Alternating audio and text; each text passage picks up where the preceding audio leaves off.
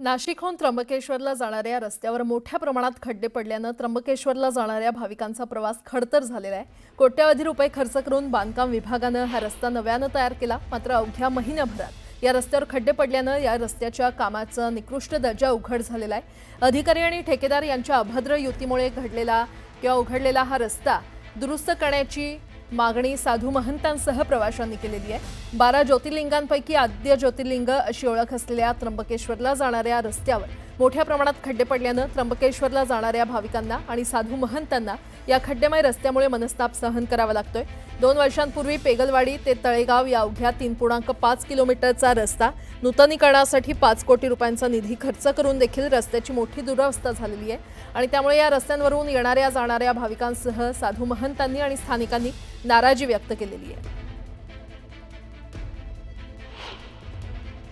नाशिकच्या त्र्यंबकेश्वर मंदिरामध्ये देशभरातून पर्यटक आणि भाविक दर्शनासाठी येत असतात। मात्र नाशिकवरून त्र्यंबकेश्वरला जाणारा हा एकमेव रस्ता आहे।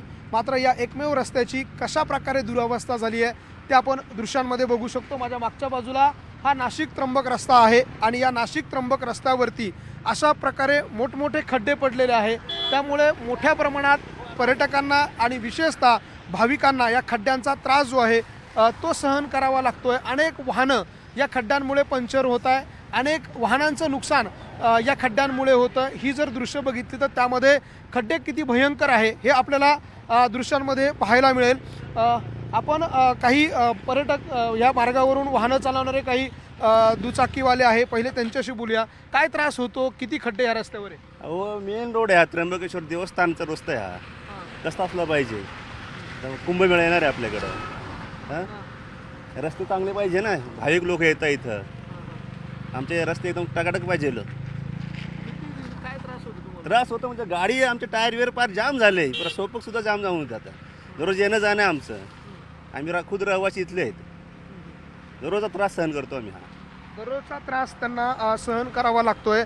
आणखी काही चारचाकी वाहनधारक आपल्याबरोबर आहे।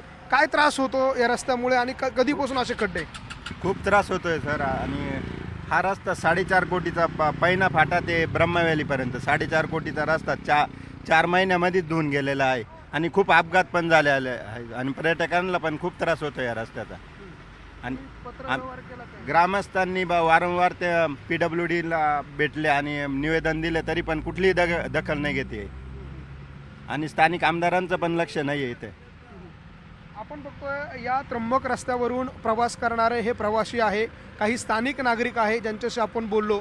त्यांच्या म्हणण्याप्रमाणे 4.5 कोटी रुपयांचा हा रस्ता आहे, मात्र एकाच पावसामध्ये हा रस्ता धुवून गेलेला आहे आणि त्यामुळे अशा पद्धतीनं ह्या सगळ्या रस्त्यावरती खड्ड्याचं साम्राज्य पाहायला मिळतंय। ठिकठिकाणी अशा पद्धतीने मोठमोठे खड्ड्याचे पॅचेस पडलेले आहे।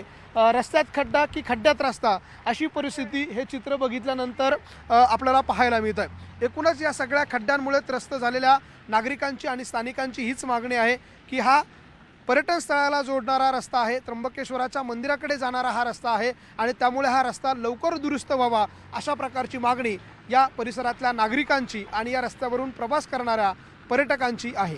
व्हिडिओ जर्नलिस्ट हेमंत बागुलसह लक्ष्मण घाटोळ, न्यूज 18 लोकमत, त्र्यंबकेश्वर। आरबी काकड नावाच्या एजन्सीने ते काम केलेलं आहे। त्याचं काम अजून लाईव्ह आहे, फायनल बिल त्याला आपण दिलेलं नाही।